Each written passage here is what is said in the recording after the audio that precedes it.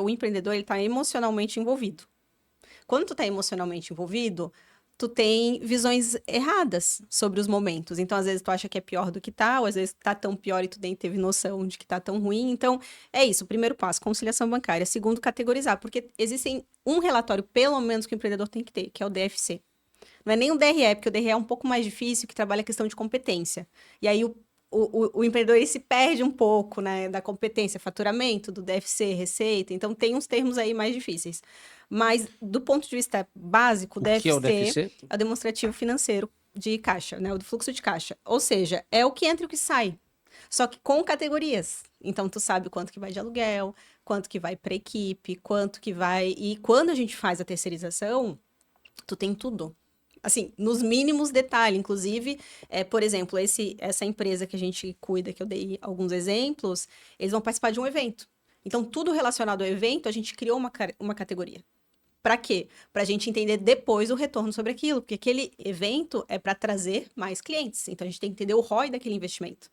Então, tem que ter minimamente uma estrutura com a conciliação, porque daí não foge nada, né? A conciliação garante que tudo tá ali. A gente cria o DFC. E aí, por último, que deveria ser, toda empresa deveria ter, que foi o que o Geri mencionou, é o fluxo de caixa. Por quê? Tu tem que entender semana que vem como é que vai estar teu caixa, final do mês, no mês seguinte. Porque se tu não tem isso, tu dirige no escuro, né? Tu tá levando a tua empresa no escuro, porque tu não sabe exatamente o que vai acontecer mês que vem. Tu tens uma ideia. Só que é isso assim, quando tu é um empreendedor pequenininho, tá mais para um autônomo, tu vai sobrevivendo. Só que quando tu começa a querer crescer, tu precisa ter previsibilidade, né? Então, faz-se necessário essas ferramentas mínimas ali de controle. Vocês mencionaram no início do papo que a agência de marketing exigia uma estrutura mais complexa, com mais pessoas, do que a parte financeira, que uma pessoa daria conta de mais projetos do que o análogo no marketing. Na minha visão de leigo, que não sou da área financeira, tudo que tu tá falando parece muito complexo. E se tu fala assim, pô, eu vou ter uma pessoa que vai conseguir lidar com várias contas ao mesmo tempo. Mas pensa, cara, conciliação bancária de... Se eu tenho 10 restaurantes como clientes, cada restaurante, me corrijam se eu estiver errado.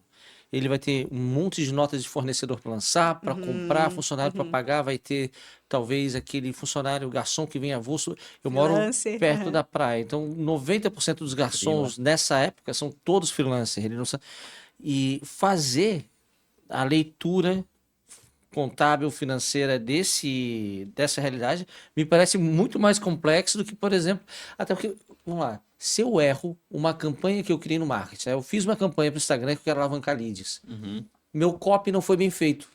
Cara, foi um copy bem feito, não gerei lead, tá, gastei uma grana em ads. Mas, agora, se eu erro uma parte financeira, eu posso comprometer meses da empresa, né? Se eu faço seja um endividamento errado, lancei errado, posso tanto ter risco trabalhista. Então, me parece tão complexo. Por que aqui eu vou precisar de menos pessoas do que aqui? É porque o que a gente fala do financeiro, na maior parte do tempo, é operacional. E a gente tem ferramentas de conferência. Então, por exemplo, a conciliação bancária. A conciliação, a gente usa um sistema hoje que tu importa o FX.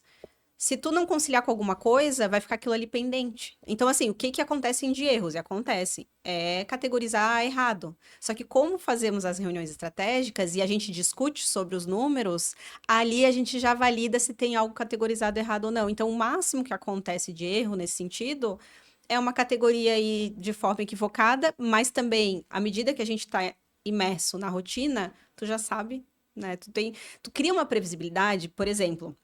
Restaurante é muito legal de trabalhar, porque existem muitos fatores e tu consegue ver o impacto em cada um deles, né? Então, por exemplo, quando a gente trabalhou com esse sushi, ele tinha só o delivery. Começamos a organizar o financeiro.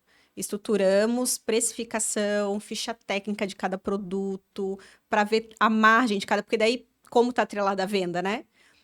Eles precisam criar os combos. Tu cria o combinado do sushi ao acaso? Não. Tu vai trabalhar as peças com margens diferentes. Tu tem que entender quanto que tem de margem cada peça. Ela não tem padrão. Ah, quanto que é a tua margem? 25%? Não. Tem um que vai ter 30%, tem um que vai estar no negativo, mas tu usa ele para chamar o teu cliente, porque